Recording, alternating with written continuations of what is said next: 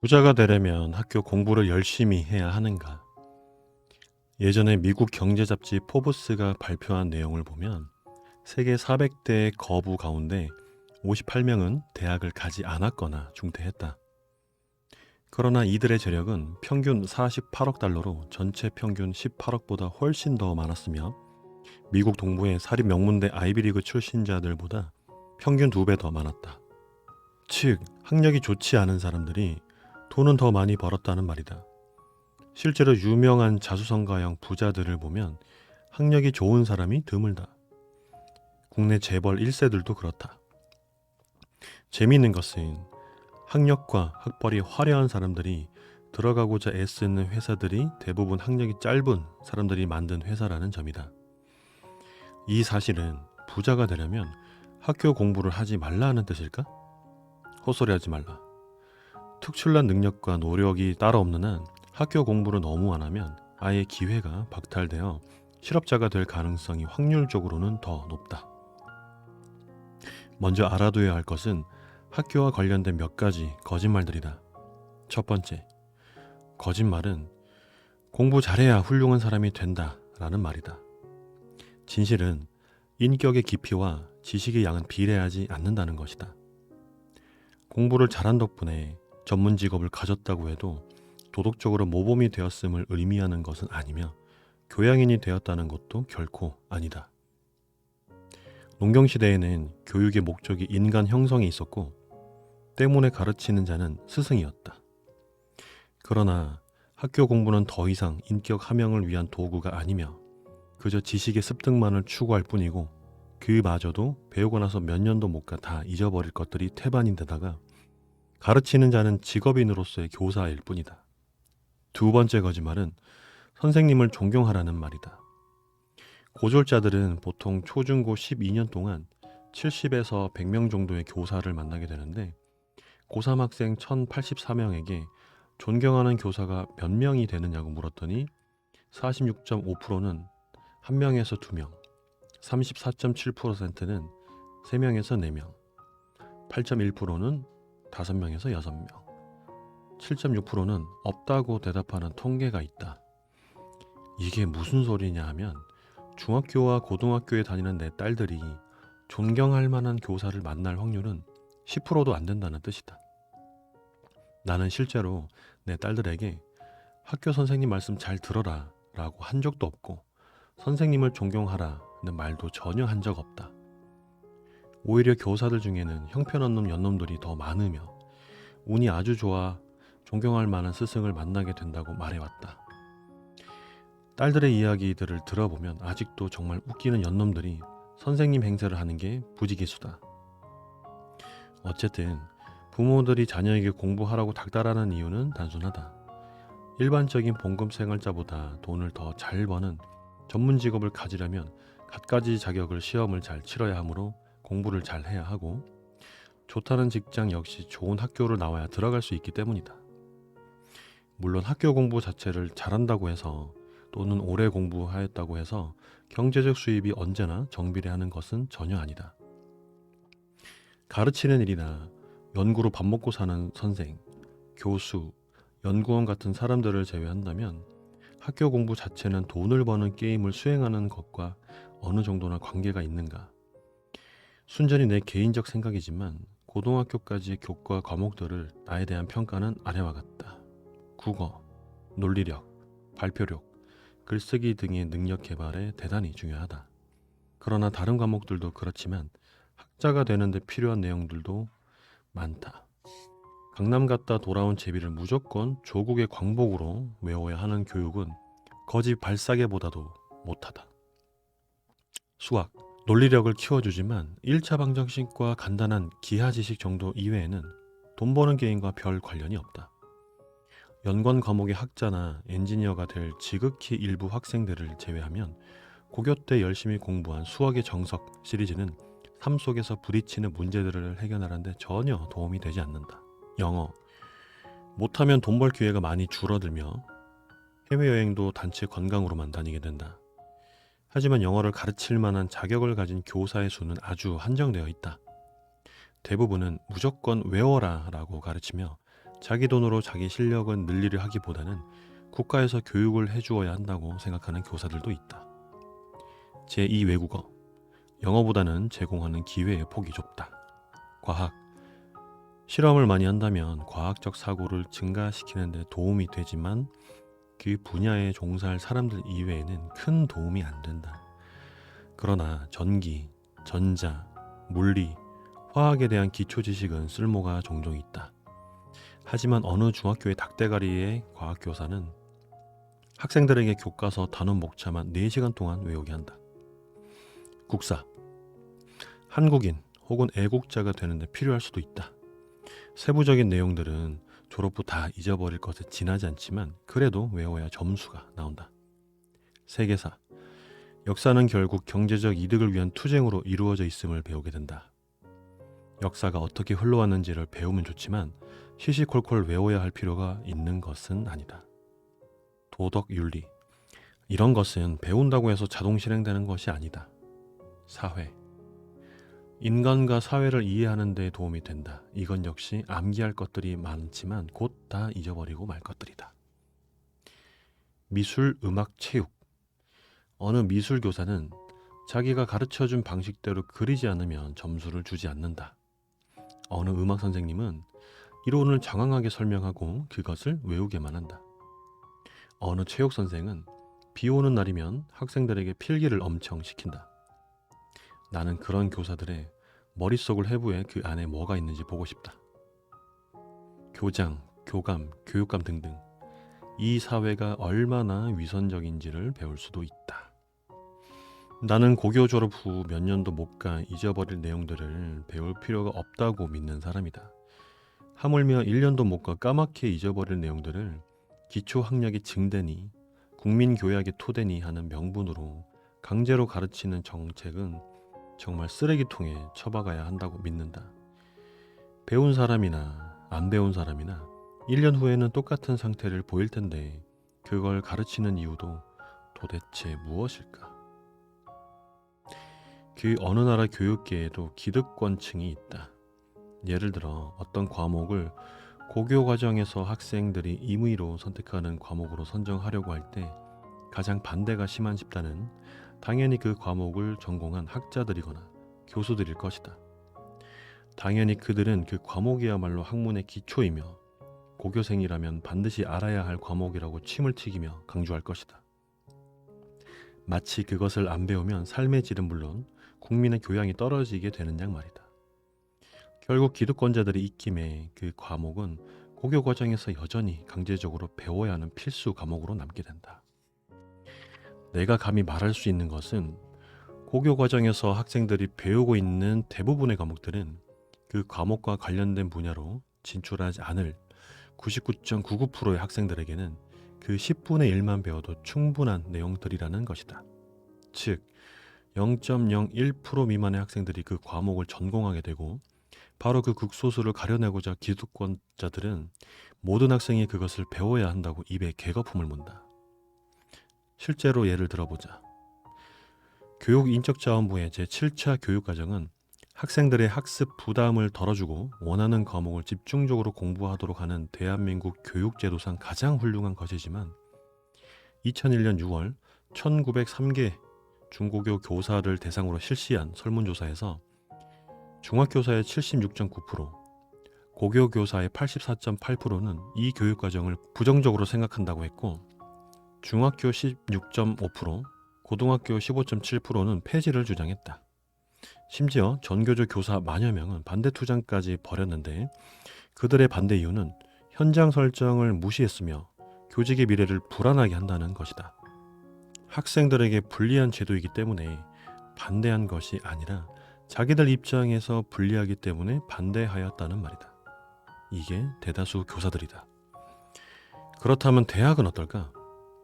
한국에서 졸업 후 경제적 대가를 받는 직업을 가지려는 사람들에게 대학에서의 전공 과목은 무슨 의미가 있을까? 그것을 배우지 않은 사람들보다 조금 낫지만 대부분은 졸업 후 사회에서 새로 배워야 한다. 왜 이런 일이 생겨나는 것일까? 모든 교수들이 그런 것은 아니지만 수많은 교수들이 공부는 하지 않고 구시대적 권위에 사로잡혀 낡은 강의록을 신주단지처럼 모시면서 뜬구름 잡는 차원 높은 소리에나 능하고 갖가지 연구 기금에 침을 흘리지만 정작 연구는 대학원생들을 부려먹으며 짜집기 연구 결과 발표에 능숙하며 그 결과 사회에서 요구하는 수준도 모르는 무능력한 고학력자들만 길러내는 주범들이기 때문이다. 잠시 옆길로 나가자. 대학에 대한 나의 혹평에 대하여 혹자는 이렇게 말할지도 모른다. 대학은 출세지향주의를 가르치는 비인격적인 장소가 아니라 인간을 기르는 곳이다. 학교는 학생들에게 냉혹한 적자생존의 사회 논리에 맞춰 싸울 수 있는 병사들을 훈련시키는 곳도 아니고 이 사회에서 혼자 잘 먹고 잘 사는 방법을 가르치는 곳도 아니다. 직장인을 길러내는 학원도 아니다. 학교는 홍익인간의 이념을 바탕으로 공동체 정신과 교양을 길러주는 곳이다. 또한 순수 학문을 시장 논리로 평가하면 안 되며 특히 대학원은 돈을 더 벌려고 가는 곳이 아니다. 학문을 향한 열정을 바치고자 가는 곳이다. 그런 말을 들을 때 나는 이렇게 반박하고 싶어진다. 귀신 씨나라 까먹는 소리 하고 있네. 대학을 안 나오면 인간이 되지 못하나 보지? 인간이 되고자 대학에 진학하는 학생이 한 명이라도 있다면 내게 데리고 와라. 너 직업이 교수지. 언제나 실력 없는 교수들이 그런 말을 그림같이 늘어놓는다는 것을 내가 안다. 학교에서 인간을 길러? 대학이 무슨 청학동 서당이냐? 학연과 연줄로 줄줄이 엮여있는 그 집단에서 인간을 길러? 연구비 한 푼이라도 더 타다가 연구는 뒷전으로 미루고 자기 호주머니에 집어 넣으려는 놈들이 뻔히 있는데 학문을 향한 열정? 어이구 장하다. 그래서 우리나라 학생들이 그렇게 세계적으로 수준이 열등한 거냐? 한번 강단에 발을 넣으면 99%가 그 교수직을 평생 유지하는 해병대 논리를 고수하여 왔던 집단이 무슨 홍익인간이니 뭐니 개소리냐. 순수 학문을 시장 논리로 평가하면 안 된다고? 맞다. 하지만 이것 하나는 기억해라. 하버트 스펜서는 19세기 말 영국의 인문주의 교육을 장식교육이라고 통렬히 비판했다는 사실과 내가 손수 학문이라고 주장하는 것들이 그 시대의 인문주의 교육이나 별다를 게 없다는 것을 말이다.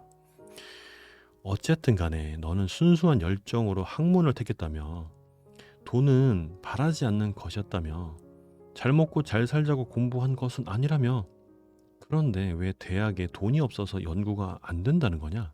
연구를 하려면 돈이 필요하다며. 돈?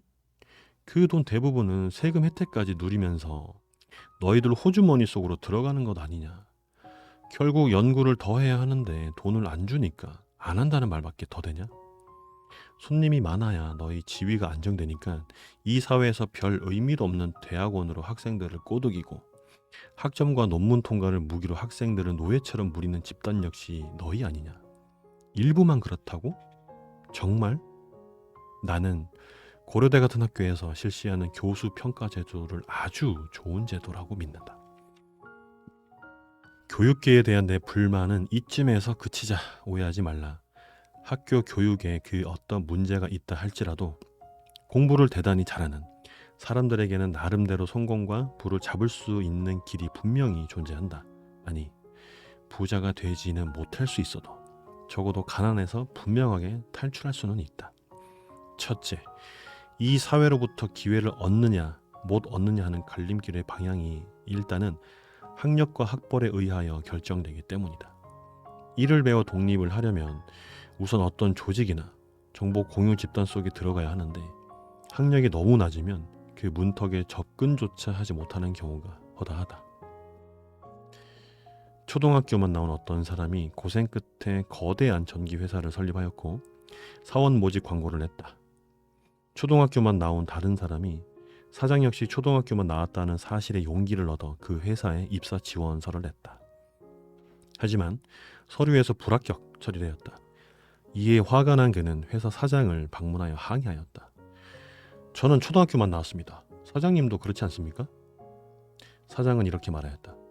나는 초등학교만 나온 사람을 무시하는 것이 아니다. 나는 사람의 능력이 학력과 비례한다고 생각하지 않는다. 그러나 당신에게는 능력이 있는지 없는지, 당신이 에디슨인지 아닌지를 판가름하고 기다릴 시간이 나에게는 없다. 시간을 절약하기 위하여 결국 우리는 1차적으로 검증된 사람을 채용할 수밖에 없다. 한국에서만 이런 것이 아니다.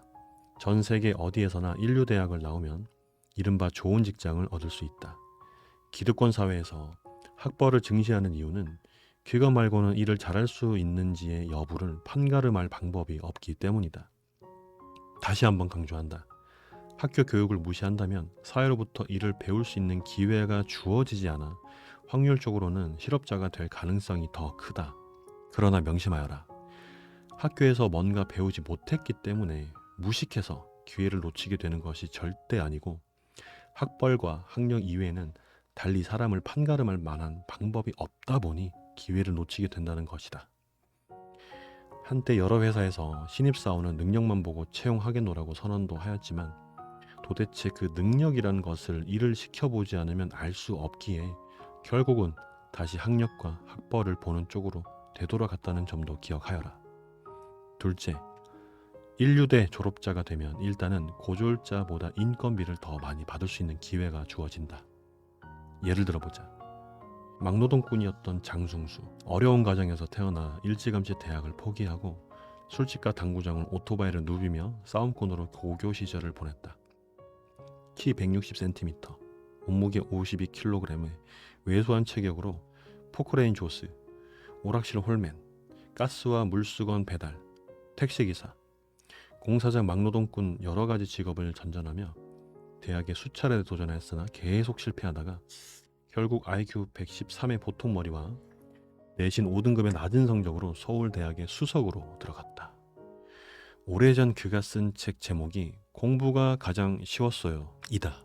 지금은 이미 대학을 졸업하고 사법고시에 합격하였다고 하므로 그가 적어도 예전보다는 많은 보수를 받는 일을 할 기회를 쥐게 될 것임은 분명하다. 미국에서도 매사추세츠 공과대 MIT 프랭크 레비 교수의 연구 결과에 따르면 25세에서 34세의 남성 노동자 중 대졸자와 고졸자 간 소득 격차는 98년 50% 이상 벌어졌다. 기업과 공장이 자동화되면서 오히려 대졸자 선호 현상이 20년 전의 20%에서 30%에 가깝도록 늘어나고 있다. 셋째, 학력이 높거나 학벌이 좋으면 능력마저 뻥튀기 시킬 수도 있다. 예컨대 수년 전 어느 고교 졸업자가 화려한 학벌과 경력의 경제 분석 전문가로 위장하여 책도 몇 권 쓰고 TV에서 등장하여 재벌 회장들에게 정기 브리핑까지 하면서 유명 인사가 되었으나 모 기업체에 스카우트 되는 과정에서 우연히 학력이 들통난 사건이 있었다. 재미있는 사실은 몇 년 동안 그의 주변에 호화로운 학벌과 학력 소지자들이 즐비하였건만 아무도 그의 말에 이의를 달지 않았다는 점이다. 이게 세상이다. 능력이 있어도 학벌이나 학력이 없으면 인정받기 힘들며 능력이 없어도 학벌이나 학력이 있으면 일단은 숨을 수 있다. 넷째, 학력이 높고 학벌이 좋을수록 인맥 형성이 손쉽다. 기업체에서 원하는 사람은 수익을 창출해내는 사람이고 문제 발생 시 해결할 수 있는 능력의 소지자이다. 학벌이 좋으면 어떤 문제가 발생하였을 경우 사회 전반에 퍼져 있는 친구들의 도움을 받기가 쉽다. 이것은 사업이나 장사를 할 때도 마찬가지다. 미래 지도자 양성을 교육 이념으로 삼고 있는 미국 하버드 대학에서 신입생을 뽑을 때 지역과 인종을 고려하는 이유 역시 학생들이 서로 다양성을 배우고 졸업 후 서로의 경험을 공유하도록 하는 데 목적이 있다. 즉, 휴먼 네트워크가 자연스럽게 형성되게 되는 것이다. 특히 고등학교는 그런 의미에서 매우 중요하다. 어떤 이득을 위해 만들어진 친구 관계가 아니라 말 그대로 우정이 형성되는 시기이기 때문에 세월이 흐른 뒤 만나도 거리낌이 없다. 제 아무리 지위가 높은 친구라 할지라도 고교 동창생이라면 전화를 걸 수 있고 찾아가 만날 수 있다. 대학 동창들은 전공이 비슷하다 보니 사회 진출 이후 교제의 폭이 넓지 못하다. 전 세계 어느 나라에서건 학부모들이 자녀를 인류 중고등학교에 보내려는 이유가 바로 거기에 있다.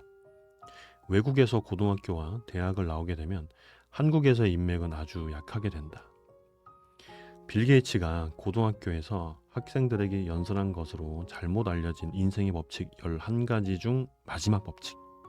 공부만 하는 바보를 잘 대해라. 나중에 그 바보 밑에서 일하게 될 가능성이 높으니까. 라는 말은 그래서 진리이다. 다섯째, 공부를 잘하는 사람들은 그들이 배웠던 것들이 쓸모가 있건 없건 간에 적어도 학습 능력만큼은 인정받는다. 학벌과 학력이 화려하면 집단 내에서 지위를 획득하는 데도 유리하다. 내 경험에 비추어 보더라도 하버드나 스탠퍼드 출신의 경영 석사들이 정말 똑똑했다. 그들이 좋은 학교에서 배웠기에 똑똑해졌다는 말은 아니다. 똑똑했기에 좋은 학교에 갈 수 있었고 바로 그 사실 때문에 학벌이 사람을 가늠하는 척도가 된다. 기억해라. 일자리를 주는 집단에서의 1차적 잣대는 학력과 학벌이다. 가난에서 탈출하여 경제적으로 잘 살고 싶고 공부에 소질이 있으면 반드시 인류대에 들어가 돈과 관련된 분야를 공부하고 환경이 허락한다면 공부를 더욱더 오래 많이 해서 그 분야에서 최고의 학력과 학벌을 갖추어라. 이 사회에서 학력과 학벌로 최고의 대우를 받으려면 공부의 영역에 있어서 반드시 극상위층에 속하여야 한다. 그 계층에 속하여 파워 엘리트가 되어라. 그렇게 한다면 연봉을 남들보다 몇 배 이상은 받을 수 있는 길이 분명 존재한다. 전문직을 꿈꾸는 사람들 역시 공부를 잘해서 좋은 학력과 학벌을 갖는 것이 일단은 유리하다는 사실을 잊지 말아라.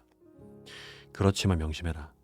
좋은 학력과 학벌을 갖고 있다는 것은 첫 출발점에서 폼나게 설 수 있으며 가난에서 쉽게 탈출할 수 있다는 뜻이지 자동으로 부자가 되는 길이 열리지는 않는다는 것을 말이다. 왜냐하면 그 출발점에서는 비슷한 학력과 학벌 소지자들이 다 같이 경쟁자로 서 있기 때문이다. 빌 게이츠가 말했다고 잘못 알려져 있는 인생 11가지 법칙은 본래 미국 애들이 쥐뿔도 모르면서 자기 잘났다고 생각하는 이유를 교육학적으로 고찰한 우리 아이들 바보 만들기의 저자 찰스 J. 사이크스가 신문에 투고한 글에서 한 말이라고 하며 본래는 14가지 법칙이고 원문을 읽어야 정확한 의미를 알 수 있다. 그의 책에 이 법칙이 나오진 않지만 사명감 있는 교사라면 혹은 미국계 기업에서 높은 자리에 있다면 원서를 읽어보라. 나는 자신이 미국인이기 때문에 모든 유색 인종보다 더 똑똑하다고 믿는 웃기는 양놈들 때문에 이 책을 읽는데 좀 지루했다. 고교생들에게 하고 싶은 말이 있다. 흔히들 대학을 갈 것이냐 말 것이냐를 너희가 선택하여야 하는 문제로 생각하는 경향이 있는데 천만에 대학에서 너를 받아들여줄 것이냐 말 것이냐를 선택하는 것이지 네가 선택하는 게 전혀 아니다. 너희들 입장에서 말하자면 대학에 가느냐 못 가느냐이다. 실력이 안 되어서 못 가는 것을 너희 의지로 안 가는 것으로 착각하지 말아라.